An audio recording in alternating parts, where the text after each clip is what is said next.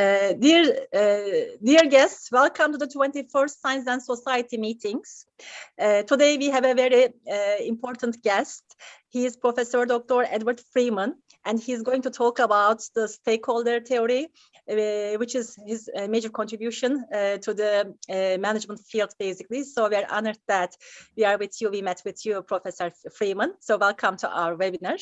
First of all, I would like to invite Professor Dr. Yücel Uğurlu, who is our rector, to start the welcome speech, basically. Welcome, hocam. Thank you very much. Good evening, everyone. The dear Professor Dr. Edward Freeman, dear faculty members, our students and audience, welcome to the Science and Society meeting series organized by our university.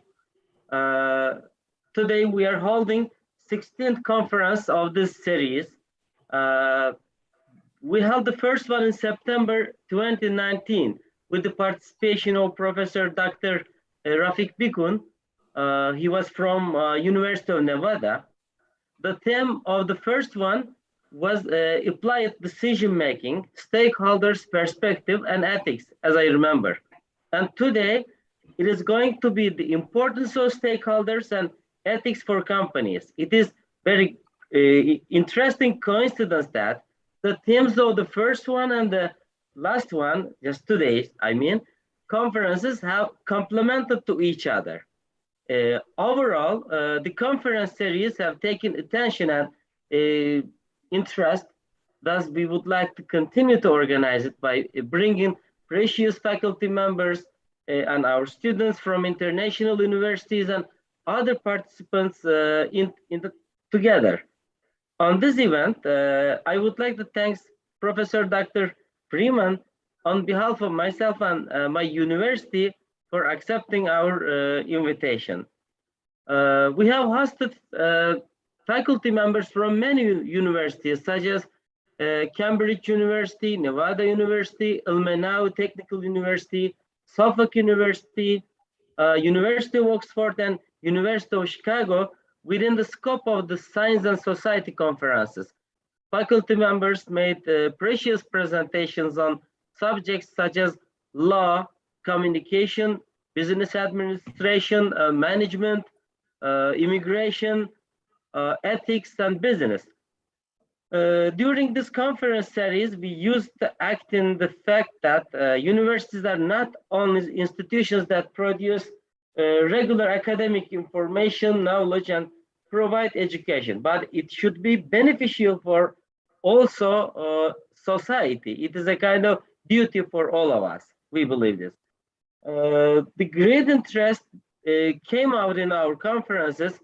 Therefore, we think that we are on the right way. We have done the right things till now.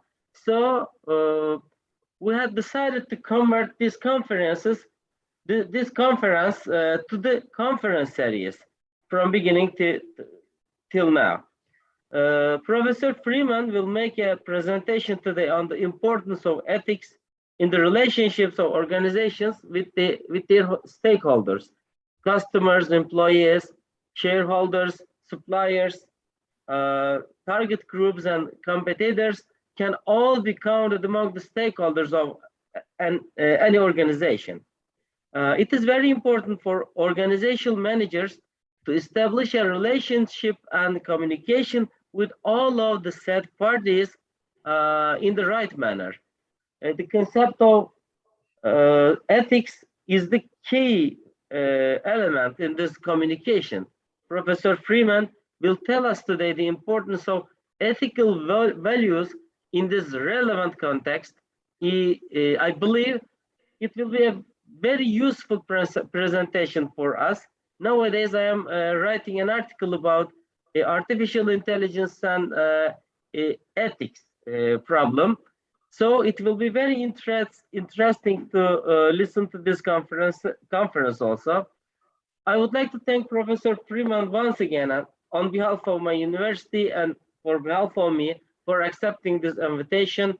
And a special thanks to Professor Dr. Tuğba Karabulut, who made great efforts in this organization series, and our all our staff for making this event possible. And I give the floor to Mrs. Karabulut. Thank you very much. Thank you very much, Yücel Hoca. Elçin Hoca, would you like to also say welcome to Professor Freeman? Thank you very much, Professor. I also want to just tell welcome to Professor Freeman. As we know, one of the most important contribution is the stakeholder view in management field. We will have the chance to hear from his mouth, and we will have the chance to hear his theories with this webinar. Thank you very much. I hope we will enjoy it. I know we will enjoy it. Thank you, Elçin Hoca. Professor Freeman, thank you very much for accepting our invitation. Could you please explain the stakeholder theory to the audience? Well, it's really the kind of simplest idea in the world. It's the idea that, you know, at one level, you have to deal with the people you can affect and who can affect you. In business, it means you need to think about the people you can create value for, or who can affect how you create value. So I think businesses have always created, and sometimes destroyed, but tried to create value for customers, suppliers, employees, communities, and the people with the money. It's an and here. And that's what business does. So I've never thought of this as some theory we cooked up. I've thought of it as, hey, this is what business does. When I look out in the world, this is what I see them doing, is trying to create value for stakeholders.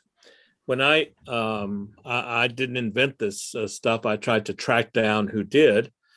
In the 60s in Sweden, a man named Eric Rinman at the Stanford Research Institute in the 60s.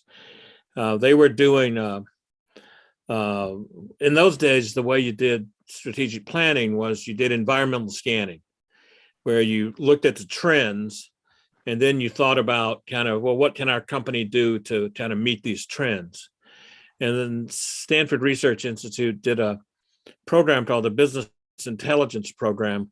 And they had organized the trends this year. I think it was 63 or so, 64. They'd organized the trends by customers, suppliers, I think society, employees, owners, etc. And they said, so what are we going to call these groups? And there was a technical writer, a woman, of course, named Marion Dosher, who said, "You mean these stakeholders?"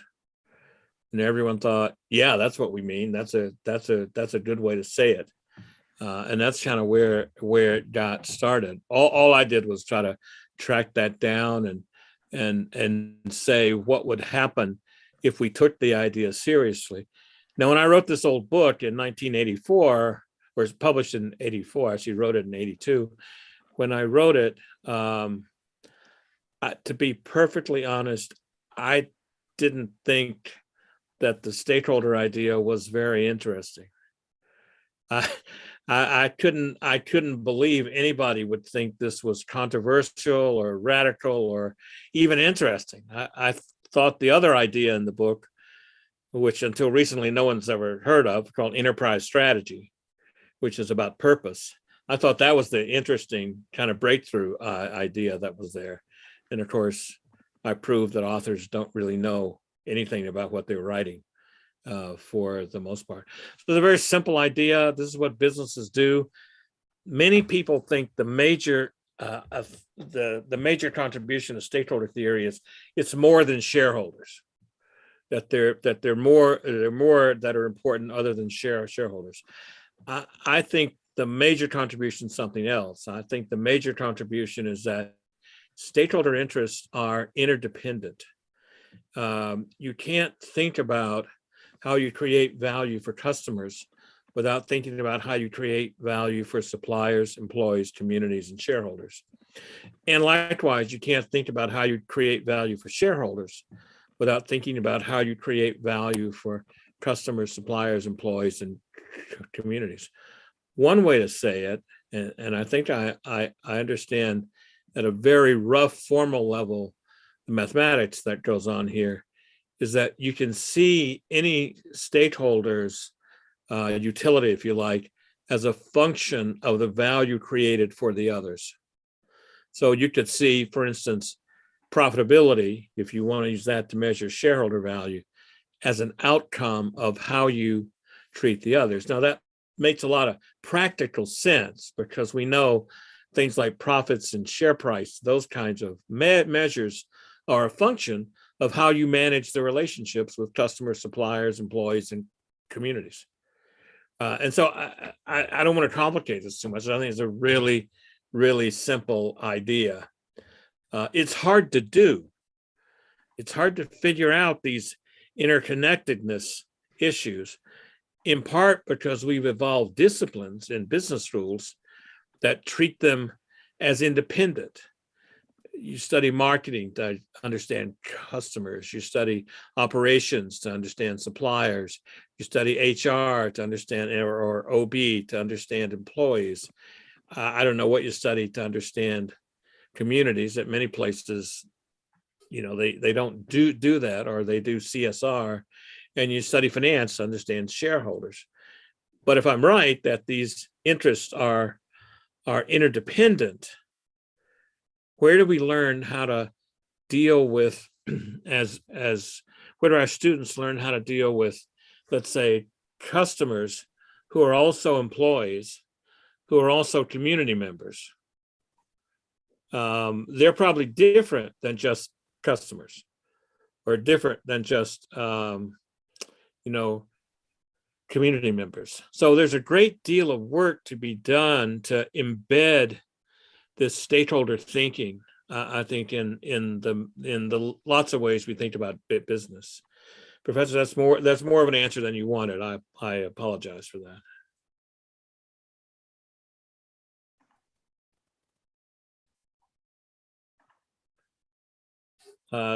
Would you like me to say more about that, or less? I can talk for another two weeks about it if you want. Or are there other questions?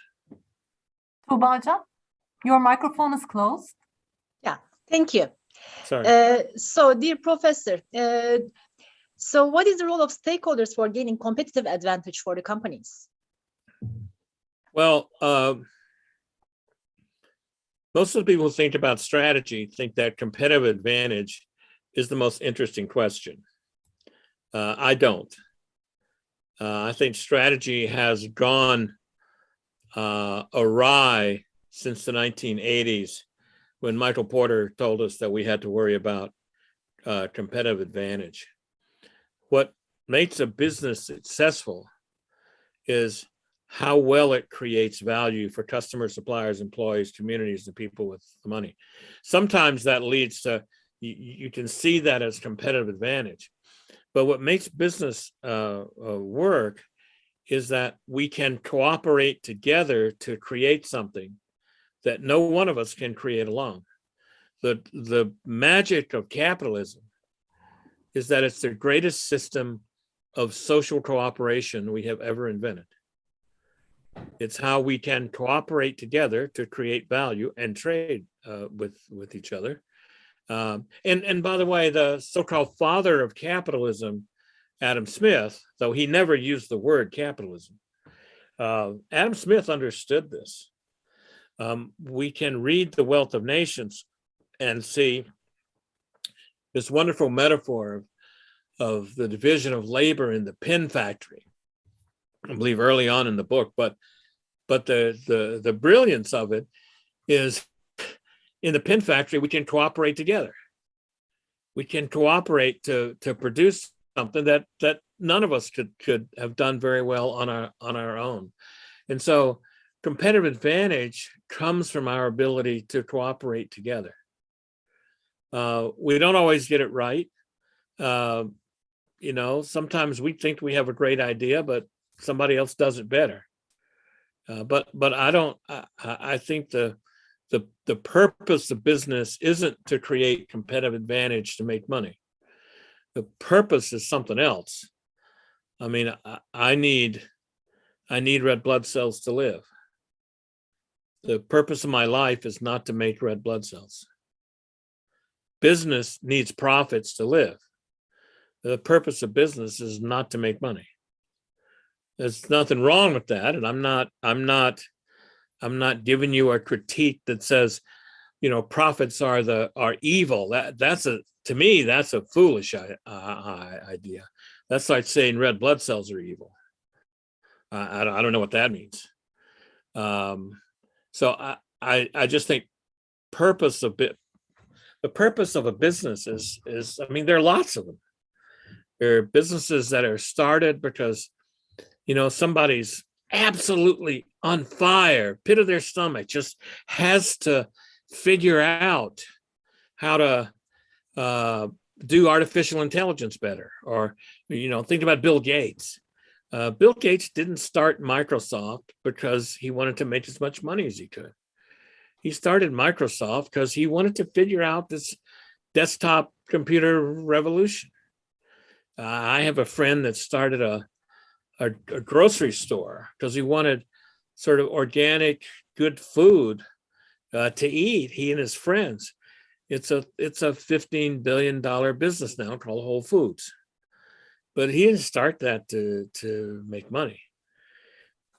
Capitalism works in relatively free societies because people can have a purpose, and they can figure out how to enroll others in that purpose and get them to cooperate together. That's the magic here. It's not the magic of the mathematics of many buyers, many sellers, and something called general equilibrium theory. Thank you very much. Osman Hoca, would you like to ask a question? Thank you. Professor Freeman, why is creating value so important for sustainability of firms? Well, I mean, I think that's sort of what firms do, is they create value. You know, what I'm trying to do, if I want to realize my purpose and I can't do it alone, then I want to create, you know, I want to enlist others in that. I want others to partake of my vision. My son and I have a small record label. We want people to listen to our music. You know, we want to, you know, we're not going to change the world with our music, but, you know, we want people to enjoy it as much as we do. I think that's just what we humans do. We create value for each other in our relationships. And that's another important piece of thinking about stakeholder theory, if you like. It's not thinking about each individual transaction, but it's thinking about it in relationship terms. And when you're in a relationship with someone, there's a presumption that that relationship's going to continue, right? If it's just, well, you know, we're strangers, we'll go out, we'll have dinner, we'll never see each other again, that's different than sort of a presumed friendship that might emerge, or relationship that might emerge. When you're in a relationship, you know, there's a presumption it's going to continue through time, and you don't have to keep score all the time. You know, when it's transactions, you generally keep score. Was that positive? Was that negative? Relationships, you don't. My wife and I have been married for almost 45 years. And if I went down the hall to her office and said, you know, babe, I think you owe me 3. I think you're up 3. You owe me 3 over these 45 years. I'm pretty sure I know what the answer to that would be. She's also a second-degree black belt in Taekwondo, so I'm pretty sure it wouldn't be good for me. Why? You don't keep score. you may get to a point where you have to say, look, this relationship isn't working, so you may have to fire employees, or you may have to say, oh, I'm not going to serve that customer anymore, or I got to move from this community. That happens. And we need to face into those. But, you don't, the other piece about being in a relationship is you basically have to care. Companies that are good at creating value for their stakeholders actually care about them. It's not just about their own self-interest. So I don't know if that's the kind of answer you were thinking about. I don't know. I sort of think what businesses do is it's our way we've evolved to create value and trade, and there are always gains from trade. How do you define value in this relationship, Mr. Freeman?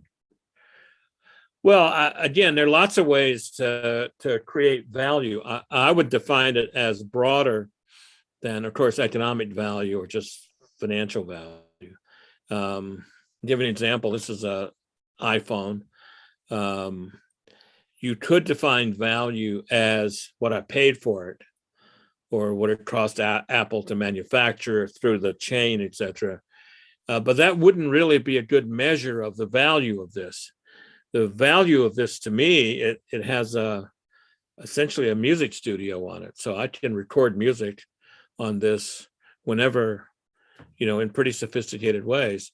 So the value that Apple has created here, for me, is very high. Now, some people, it might have created value that doesn't live up to what the price was.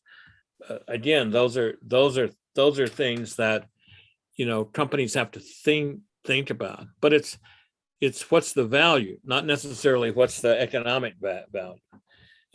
This has a lot of social value because I can stay in touch with my friends. It's very hard to find economic value. So we need to think about value in terms that are broader than economic value, in part because economic value, social value, political value, spiritual value, all those words that end in AL, they're interconnected as well. Economic value and social value, it's hard to figure out where one starts and the other stops. In fact, I would argue that's not a very robust distinction.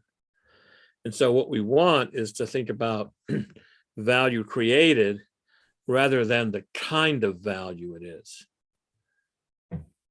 Thank you. Okay, thank you.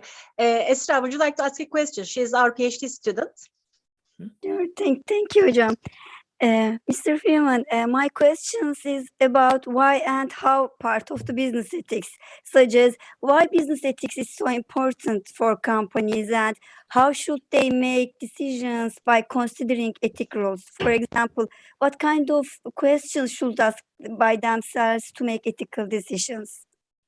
Well, I think that's a really good question. I think my first answer would be, I never understood. I did PhD in philosophy, and I didn't understand that a great part of the business school world divided business and ethics. It's something I've called in a few papers the separation fallacy. There's business and then there's ethics. And my argument has always been, we need to put those things together. Almost every decision a business makes affects the rights or has consequences for lots of people. That means it bleeds over into ethics.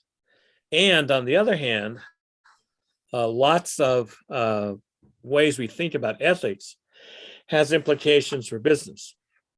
So I've seen these two things as connected. When I learned that most business school professors didn't, that they sort of wanted to do, let's think about the business. So Does that mean you don't think about the effects on human beings, who, by the way, are your employees? Does that mean there's an argument here that you don't have to think about kind of what's the right thing to do? This seems very, very strange to me. We'd never teach our children this, ever.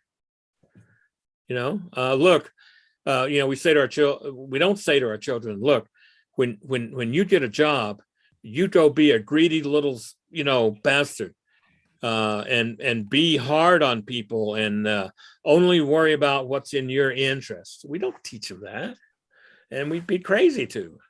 So I think there's this myth that business is somehow divorced from ethics. The thousands of business people that I've met in a very fortunate last 40 years are not like that. There's not some, they don't go into work every day and go up to the desk and go, hey, I'm going to check my values. Will you hold them until I get off work? We don't. We're fully, complexly human. And I think the trouble here is business theory. Now, when I've said, business and ethics, you need to put them together, the ethics people have said, that's it. Way to go. You tell them. And I said, well, but wait a minute. I would defy you to find a book on ethics or political philosophy that says anything about business. In other words, the people who think about ethics generally don't know much about business, haven't thought much about what value creation and trade is. And look, we've been value creators and traders long before there were governments and regulators and UNs and all of that stuff. We've understood, probably even pre-tribally, that we had to treat each other in a certain way, and then we could exchange things and cooperate together. So it's a pretty basic thing, and I tend not to try to even answer the question, why is ethics important? Because I think it's so obvious to us in our lives. Now, what we try to do with our students is we try to say, look, what we want you to do in this course, and we're going to tell you the final exam on the first day. The final exam is what's your framework for thinking about ethics? And our framework is a set of questions. So we want them to develop their own set of questions that they want to ask when they come to tough choices. One of my questions is, can I go home at the end of the day, tell Ben, Emma, and Molly, those are my 3 kids, can I tell them about what I did? Because I think if we can't, if we're not trying to make our businesses places our children to live in, we got the bar too low. But that won't work for some people. Some people want to question about their religion. Some people want to question. I think everybody should have a question about who's affected, and how they are. But what are the 4 or 5, 6 at the most questions that you want to ask when you're faced with these? And you can look at ethical theory, and that'll help you some. You can look at what makes a business work, and that'll help you some. But it's not that important that you and I have the same set of questions. What's important is that we know what questions we're trying to answer, and we can recognize and have a conversation when we're trying to answer different questions. So let's suppose that one of my questions is this generational one, and then you might say, well, look, why should we care about generations? I don't have any kids. I don't expect to. Why should we care about that? And then I have to come back with an argument that you're gonna pay some attention to about why thinking about future generations is important. Ethics for me is a conversation. It's not 10 rules chipped in stone. It's not, a sort of theoretical exercise. It's a conversation about how we're going to get along. We always have the option of violence. And you see, it's unfortunate that there are many parts of the world where conversation's broken down, where all we have is violence. That's not ethics. Ethics is about how we substitute conversation for violence, for how we can live together and all flourish. Okay. Thank you very much. Osman, would you like to ask a question? He's our also PhD student. Yeah, thank you, teacher. Firstly, thank you very much for the nice information you have given, Professor Freeman. I have a question for you. Should companies have a code of ethics? Can it bring competitive advantage to them? Well, again, I don't care whether it brings competitive advantage or not, because I think that's, again, I would focus on, does it allow me to cooperate with my stakeholders and do something that creates value? But can a code of ethics help with that? For some companies, it can. For some companies, it might get in the way. There was a study by a woman named Cash Matthews some years ago that showed that the more likely you were to have a code of ethics, the more likely you were to be convicted of criminal wrongdoing. Now, I don't quite know how to take that.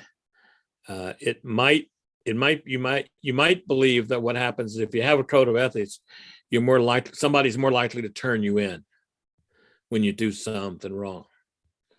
However, the other side to that is, and I have had some experience with this, CEO would call and go, hey, we've got this ethics issue. Can you help us come up with a code of ethics that'll fix it? And my response is, the code of ethics ain't gonna fix your problem. What you need is to understand what your purpose is, what values are important to you, why people maybe can't push back against those values. Because if values are important, I've got to be able to raise an issue when we're not living them. This was brought home to me, just a quick story, by my son, who's millennial. He was 10 at the time, and I was at dinner with him one night. I took him out, and I said, I can't take you to the father-son basketball camp this summer because I got to be in Indonesia to teach. And he looked at me. He's 10 now, so this is not the teenager stuff. At 10, you're still a hero, and 10-year-olds are just great, And he looks at me and says, Dad, what's more important, your family or your job? And I said, well, my family, of course, Ben. And he said, well, you're not acting like it. And he was right, because I could have scheduled this thing in Indonesia whenever I wanted to. And I said to him, well, I think you're right. I could have scheduled this a different time. I said, but I made a commitment, and we talked about making commitments. I said, so I got to go. But next summer I'll stay home. I'll coach your team. We'll hang out. And I did the next few summers, and we created a lot of value. But we wouldn't have created that value if he hadn't spoken up, if he hadn't pushed back, etc. And regardless of culture, there's always a culturally appropriate way to do that. And so, if if ethics is important, so is pushback. And one of the things that gets in the way, you know, a lot of CEOs would say, well, I've got an ethics code that takes care of things.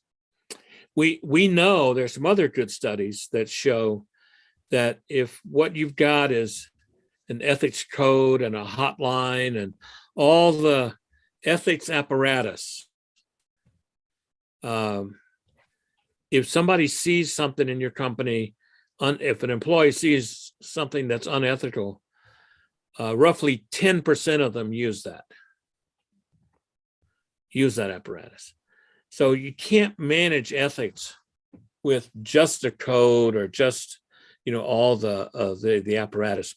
Though those things are important, but it's how they're used and what kind of conversations they lead to. I think that's more important than the existence of the code itself. Okay, thank you. Ovais, would you like to ask a question? He's our PhD student as well. Thank you, Professor, and thank you. Professor, I would like to ask a question that what is the role of social responsibility for the companies in the 21st century? Well, I'm of kind of two minds about this, so I'll try to be clear. First of all, one mind says, look, if you take the stakeholder idea seriously, you don't need the idea of social responsibility. I mean, think about it like this. I know your company, Ovais, and look, you make great products and they make people's lives better, and you're selling a lot of them. Suppliers like to work with you because, again, you make them better and you treat them, you know, with dignity and respect. Employees would, you know, there's a line that's a mile long of people who want to work for you. Communities want you here. And by the way, you're making money. What I want to know is, are you socially responsible? Now, I confess I have absolutely no idea what that question means here.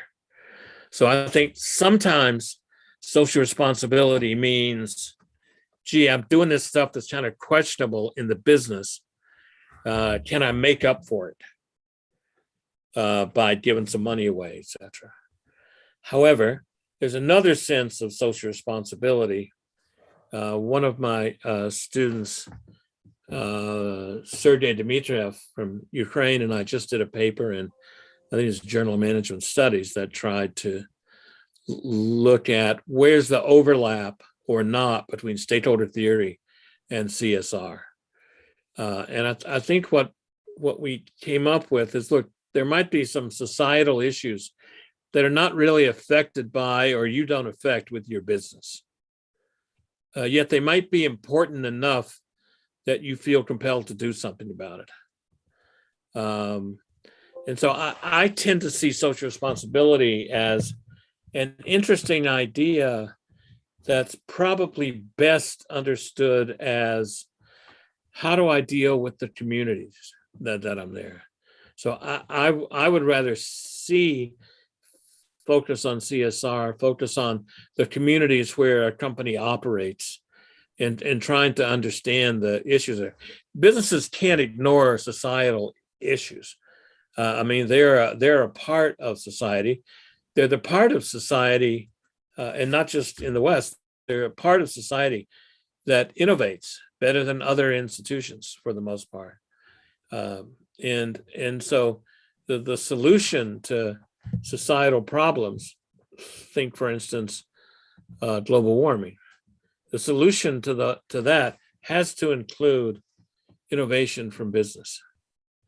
Now, I think that's best done when that innovation is connected to the business model, because that's what businesses know about most. You know, I would be skeptical of businesses that have, let's say, a lot of knowledge in oil and gas, all of a sudden trying out some new battery technology. I mean, maybe they can because they can afford to, but for the most part, you want businesses to focus on kind of what they know how to do, and the social effects of what they know how to do, not just the economic effects? That's a great question. Thank you. Melik, would you like to ask a question? She's our MBA student. Thank you, Hocam. First of all, I want to thank you, Professor at Freeman, for sharing your valuable information, knowledge with us. So here is my question. What is the relationship between the corporate social responsibility, responsible management, and stakeholder theory? Well, that's a good question. I tend not to get too wrought up thinking about where does sort of one theory start and another stop. The way I like to think about it is what problem you're trying to solve. So look, if you're trying to solve a problem that says the leaders in this company or this industry don't seem to pay much attention to ethics.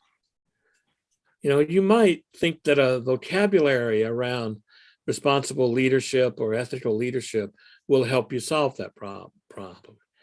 If you think the problem you're trying to solve is how can we be better citizens in the communities where our plants are or a majority of our employees are, the problem of the vocabulary of social responsibility might be useful to you there. If you're trying to solve the problem of, gee, how can we get better at creating value for customers, suppliers, employees, communities, people with money, and how can we do that more effectively? How can we understand the interactions between those things? Then the stakeholder vocabulary will help. So philosophically, I'm a pragmatist, and pragmatists believe you always start with what problem are we trying to solve? And you think about, and it's choice to think about, well, what's the vocabulary here that would give me the best or most useful solution? So I tend not to say, well, this one's true and that one's not, or et cetera. Well, it depends on what problem you're trying to solve. I don't have a monopoly on truth, or I don't think anybody does. So that's the way I like to think about it. It's a great question. Thank you for information. Thank you. Would you like to ask Çiğdem Hoca, I think, has a question. Çiğdem Hoca, yeah, would you like to ask a question? First of all, I want to thank you to organize this meeting, and I want to welcome Professor Freeman, and it is really an honor to have him here with us this evening. I want to ask him how he started with mathematics and then went towards philosophy and then finally started dealing with business-related issues. Okay, so I would you like to know the true story or the press release? True one, please. True story, okay. Because I've got a nice press release too about that. I was in college at Duke University in North Carolina, and I had taken a philosophy course and I liked it, but I was a math guy. I was really good at math, and I thought I was going to get a PhD in math. As an undergraduate third year student, so we would call those juniors, as a third year undergraduate, I took 2 graduate courses in math. And I figured out that this was not something I wanted to do. Math is a funny thing. You get to certain levels and then you just can't, you can't, I couldn't think about this. There's a thing in what's called real analysis called Lebesgue integration, which to this day I still don't know what it is. And I would have had to get past that and do more. At the same time, I was reading Plato and studying ethics, and this seemed, a much preferable route. And so I decided to get PhD in philosophy. I had grown up poor on a farm, and so I didn't really worry about getting a job, even though there were no jobs in philosophy. And so as I'm finishing my PhD, one of my professors says to me, "What are you going to do next year?" And look, I'm really young. I was maybe 22 or 23. I don't know. It was was really young and didn't know anything and didn't know that I didn't know anything. And I said, I don't know. Drive a cab. I don't know. Flip burgers. I don't know what I'm going to do. And he said, well, you should do a postdoc. And I went, oh, okay. My sister had a PhD in psychology. She'd done a postdoc, and I knew you didn't starve while you were doing that. And so I said, where? And he said, well, Pittsburgh. I know some people there. And University of Pittsburgh is one of the best philosophy departments in the world. And he said, but you're interested in this decision-making and ethics stuff. You should go to Wharton. And honest to God, I said, what's Wharton? Because I had never heard of it. And he said, it's a business school. And I went, oh, is it a good one? And he said, yeah, it's one of the best.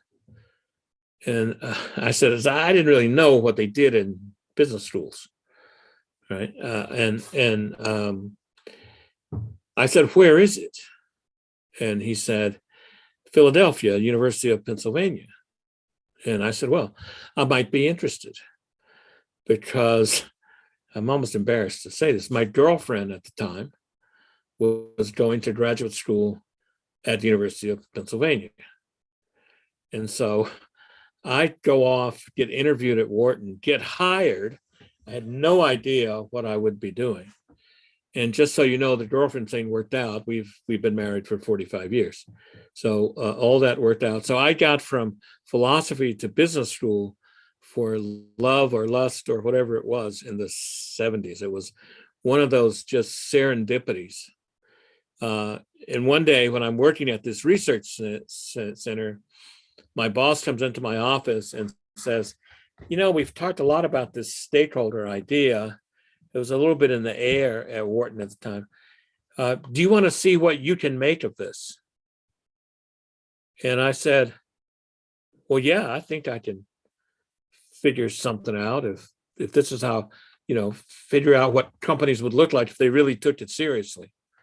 I thought this was about a 3-week thing in which I was going to write a paper and that'd be it. I didn't realize it would turn into a lifetime's work. So, in all those cases, it was just kind of serendipity. There was no big plan. And for me, that's how life's worked. I've been incredibly, incredibly lucky. And we are very lucky so that we have a person like you to come with a different perspective.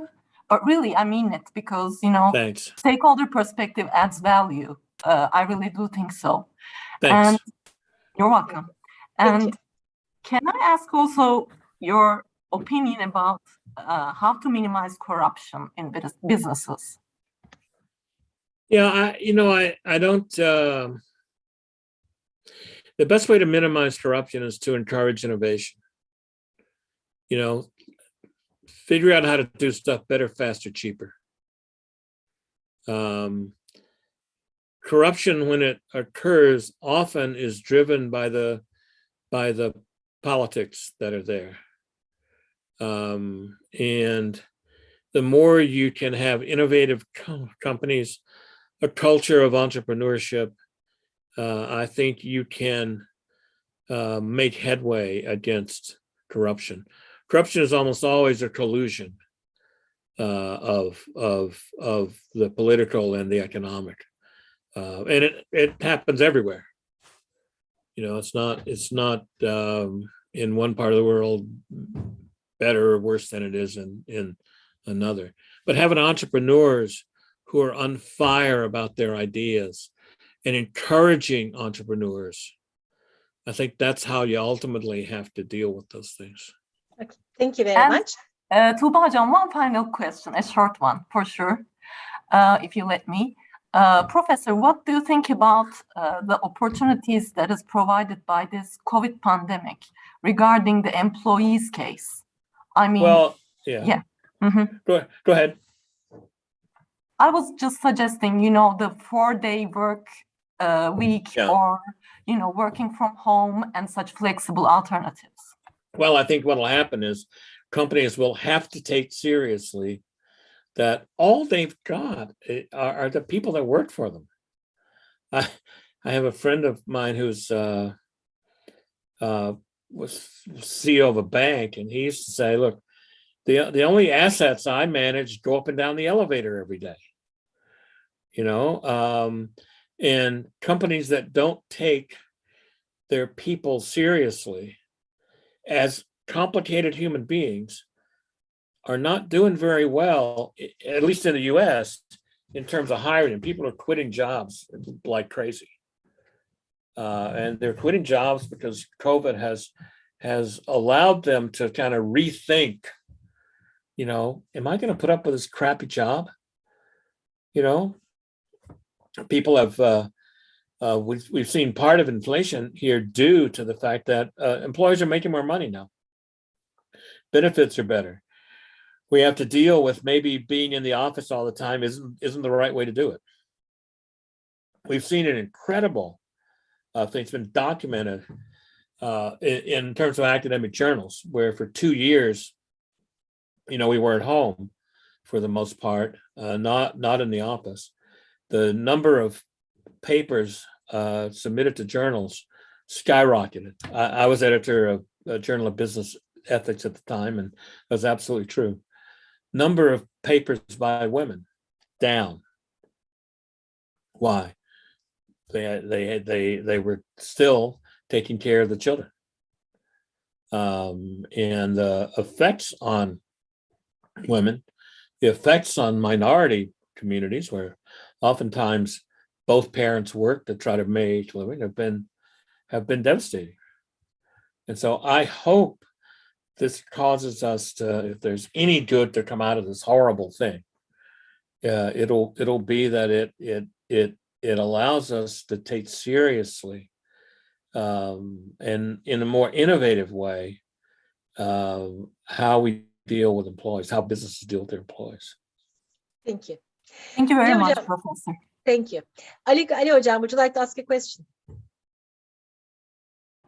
Ali Hoca is a finance professor, and maybe he was thinking before shareholders are more important than other stakeholders. Thank you very much, I don't know. Tuğba Hocam. And Professor Freeman, thank you very much for all your thoughts and proposal.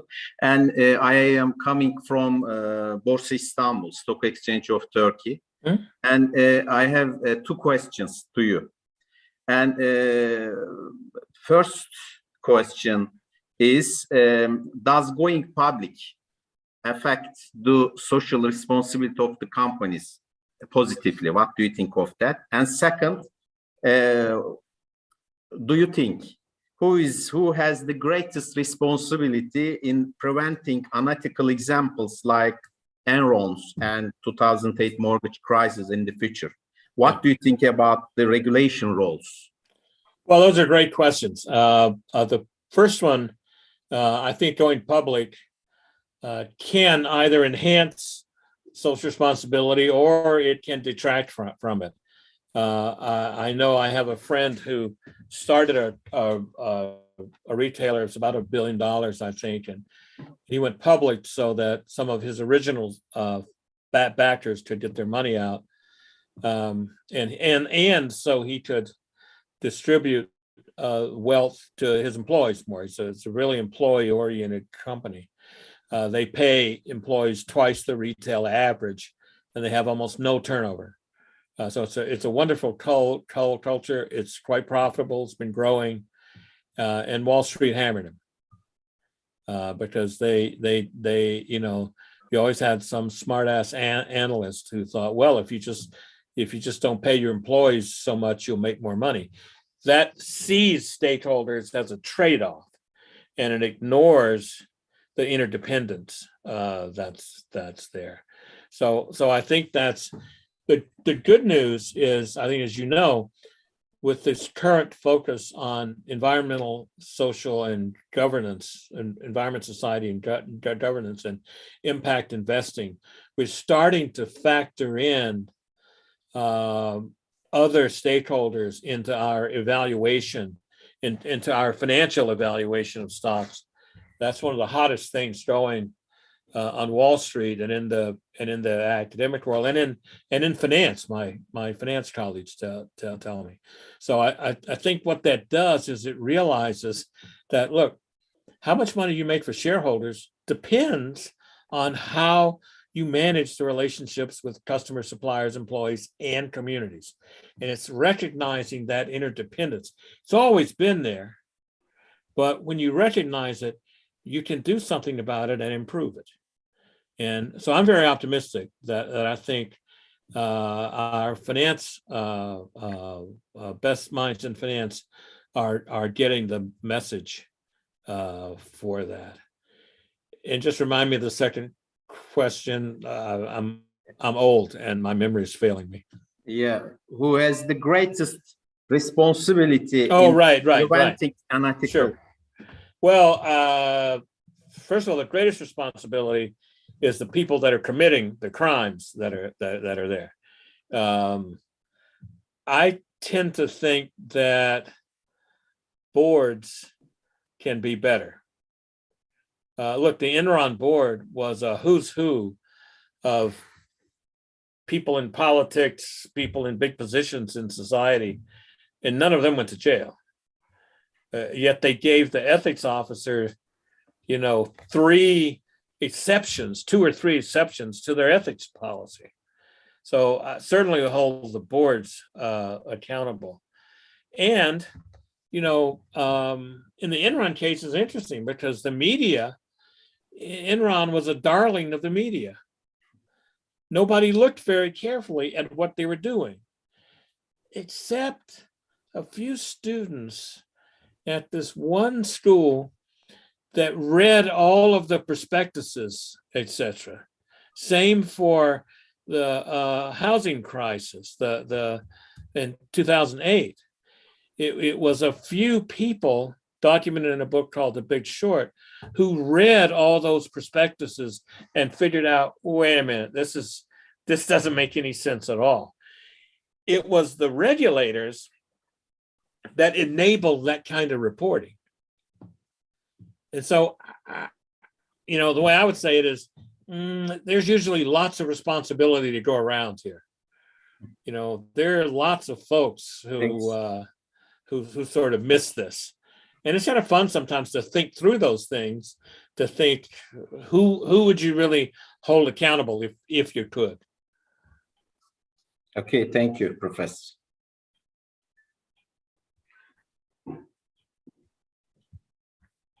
Tuğba Hocam, your microphone is closed. Okay. Thank you very much, Ali Hoca. So, Emily, would you like to ask a question? He's ill, actually, unfortunately, so he just accepted to ask a question. Sure. Hello, dear Prof. Freeman. I have 2 questions. What is the old and new narratives for businesses? And second questions, what are the differences between them? The old and new narratives. Is that your question? Yes. Okay, great. The old narrative is just this idea that business is about the money. It's about the money and profits and people are one-dimensional, maximizing their own short-term self-interest. And the new narrative, as I would see it, has to deal with, the way I would put it is with the word and. I would say it's about purpose and profits, not just profits. It's about shareholders and stakeholders, not just shareholders. It's about seeing business as subject to market forces and societal forces. It's about seeing people as, yes, economic and fully complexly human. And it's about understanding business and ethics. So I want to add, I don't want to sort of throw out the old narrative. Look, profits are important. I just want to add to it and say, well, look, that's a better way to think about business. That's a more useful way to think about it with this new narrative. There are lots of people proposing changes to capitalism. And for all these changes, whether it's worry about ESG or impact investing or conscious capitalism or whatever they are, they have to deal with these 5 issues: purpose and profits, stakeholders and shareholders, societal forces and market forces, our humanity and our economics, and ethics and business. That's the short form of an argument in a book called The Power of And that I wrote with 2 colleagues, Bobby Parmar and Kirsten Martin. Thank you for information. Thank you very much. Taner Hoca, would you like to ask a question? Yes, I am so grateful to Mr. Freeman for his information and for his for being here in our university's webinar. I would like to ask what kind of suggestions he has for today's business leaders. Well, I think that's an interesting, though hard question. I don't think there's one answer. I think it depends on the particular businesses. But I would say you need to think through whether you need to do some work on purpose. You need to think through whether you understand how your strategy for one stakeholder affects the others. That's purpose and stakeholders are your business model. You need to think about what are the societal issues we need to deal with. You need to think through how you treat your employees. Do you see them as fully human? With children and pets, and who are capable of far beyond acting on their economic self-interest. That's such a disrespectful view of human beings. Anybody who's ever been in love, who's ever had a child, knows we're capable of far more than that. Yet sometimes in businesses we treat our employees as if they're just, their capital. I hate the phrase human capital. I like human beings. And finally, sometimes what are you doing with respect to ethics in business? So I would go back to those same 5 things and say, when I've worked with companies who want to get better at this, there are lots of places to start. I started with one around purpose, another around ethics. So it really depends on kind of what the problem is that a company needs to solve. Somewhere in this, I was very happy to see in the US, the Business Roundtable, and in Europe, the World Economic Forum, say, hey, stakeholder capitalism is the way we have to think about this. I was not involved in their decision to do that, though I've worked with them in the past. But what they said were certainly things that I believe in and have written about. So I think business people are beginning to, have gotten the idea that this old narrative just doesn't work anymore.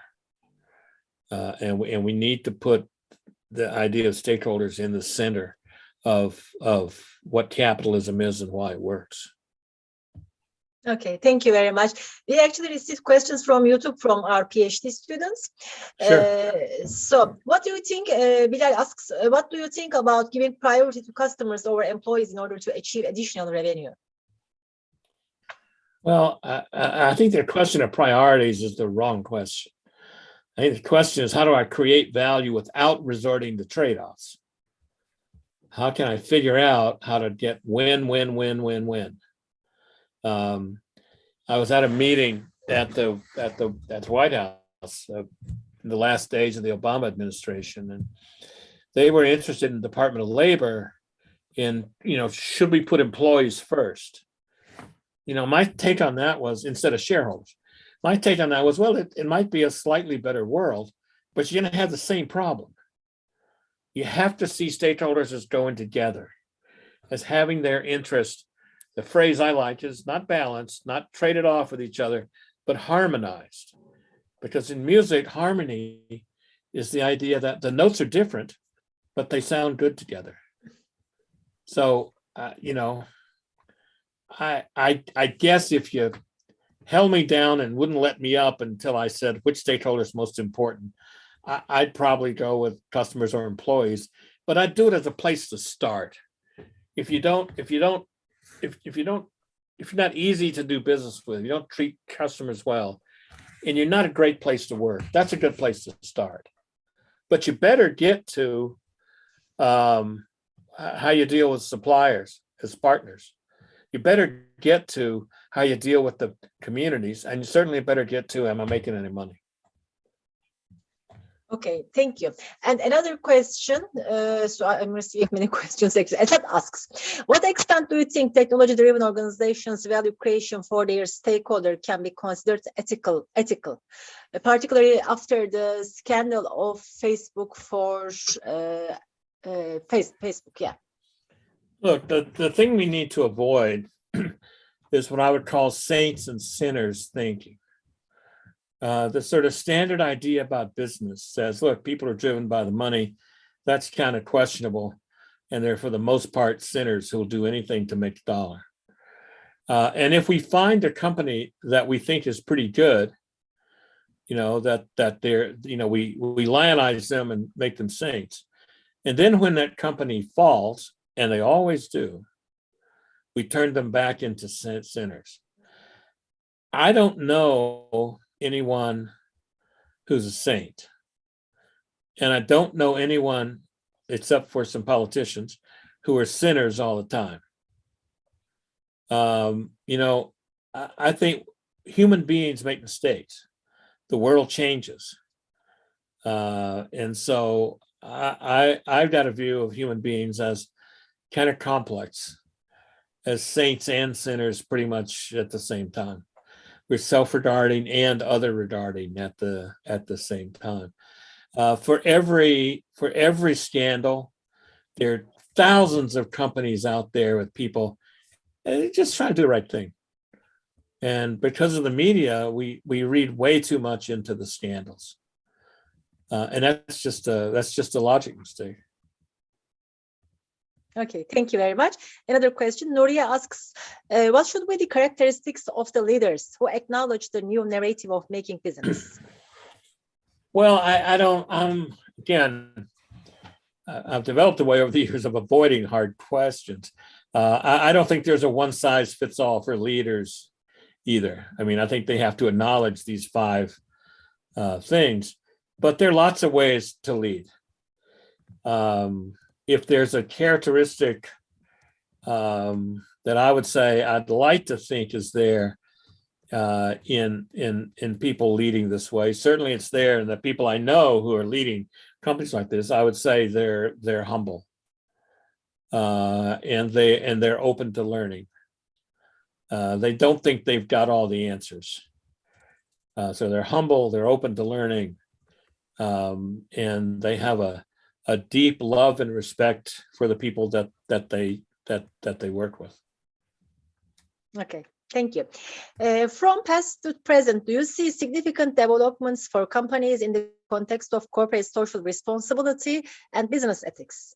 Do you think companies adopted the new narrative? Well, they are adapting it. I mean, that's absolutely clear. Nobody's arguing we need to go back to only paying attention to shareholders. Nobody's arguing we need to go back and not care about ethics and responsibility. So yeah, I mean, when I first started writing about the stakeholder idea in the late 70s, I think the first paper I wrote was in 1978, and nobody cared. So there's definitely there's definitely been progress. Thank you. So which areas do you think researchers should make research in the new era? Say that again. I'm sorry, I missed that. Which areas do you think researchers should make research, especially in this new era? Well, there are lots of areas. In a book we published in 2010 called Stakeholder Theory, State of the Art. One of the chapters is just about 50 or 60 research questions that we thought would be interesting for people to think about. I think there's a whole area around what I would call behavioral stakeholder theory, trying to understand how stakeholders really behave. I have a former doctoral student, Adrian Keevel, who did a dissertation on that.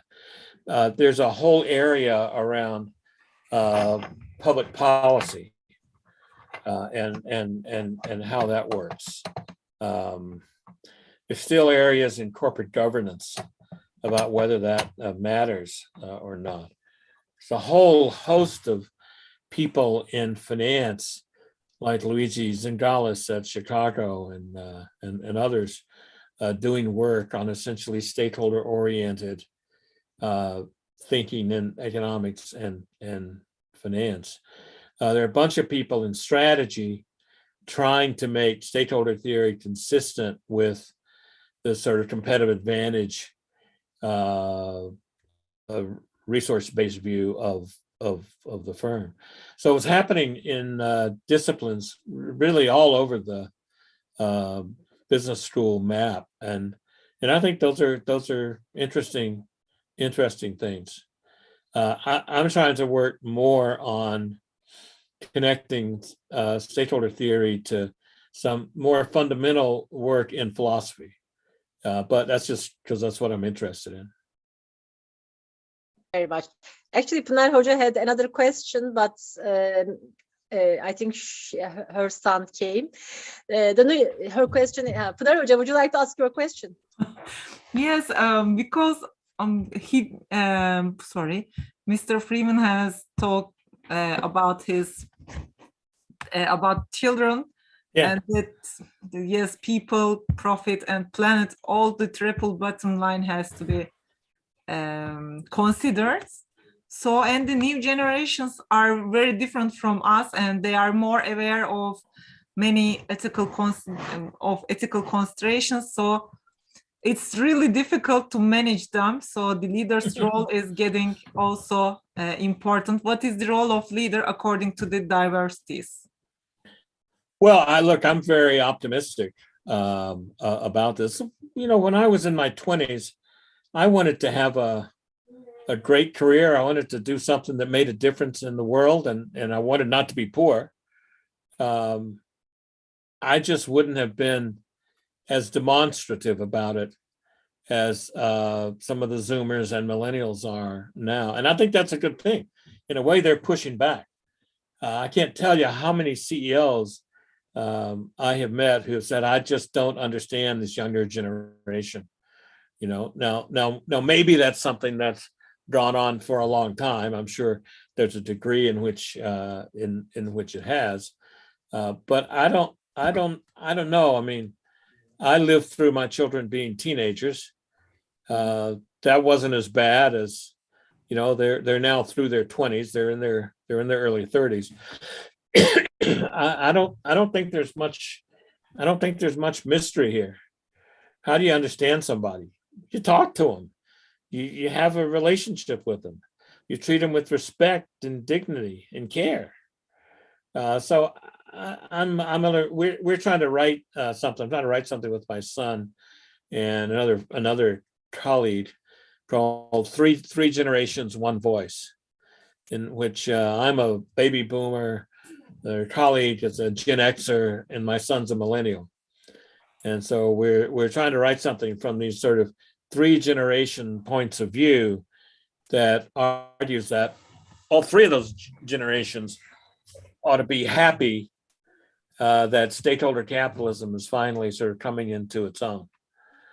So I'm not sure. I'm generally kind of skeptical of generational arguments because there's so much variation within a generation. And maybe that's because of my 3 kids. You know, they're 3 years apart. I have an artist, a musician, and one who's saving the world. So they're very different. But Thank you very there's much. room. There's lots of room for optimism there, I think. Okay, thank you very much. And our last question is, how will education in the field of business administration change in the new century? Well, I don't know how it will change because I'm not so optimistic about that. I have a pretty good view of how it ought to change. So let me start with that. I look, for starters, all the quantitative stuff, finance, accounting, decision analysis, to some extent part of marketing, all that stuff's going to get done by AI. We'll have to know some things about it, etc. But what's left for us human beings to do is the creative work. And how do you do creative work? You do creative work by being involved in the arts, by being involved in the creative arts, music, theater, painting, lots of crafts, whatever. But you got to be a creator. And I think what business schools ought to do is focus a lot more on the creative mind. Creative imagination is a muscle. If you don't use it, it atrophies. And we've proven that time and time again with studies that show that as children progress through school, their creative ability goes down. And we have to, I think if business schools are going to be relevant, they need to fix that. I've been lucky enough to be at a place where I can teach courses on literature, on thinking about ethics through literature, on thinking about leadership via theater. I take MBA students, turned them into a theater group. I've even done it with music. And I'm not the only one. We have, a number of faculty who we see ourselves as kind of the humanities faculty for the business school. And I'm not trying to denigrate the importance of finance, accounting, operations there. Those things are absolutely important. And it's another and, understanding our full humanity and understanding how we can build our creative imagination is absolutely crucial in the 21st century. Because like I say, I think AIs are going to be doing a lot of the other stuff. Thank you very much. I would like to thank you. It was our pleasure. It was our honor to meet with you. You spent time with us and we became very happy. We would like to host in our university whenever you have time, whenever you want. So please keep in touch with us. And, whenever you want to come, you can tell us. So thank you. You had great questions, and please, if you have others you didn't get a chance to ask, just send me an email. I'm very easy to find. Sure, thank you very much. I really enjoyed it. Thank you very much to our participants as well. We would like to see you as soon as possible again. Okay, thank you very much. Thank you. Take care. Bye-bye. Thank you. Bye-bye. Thank you, Professor.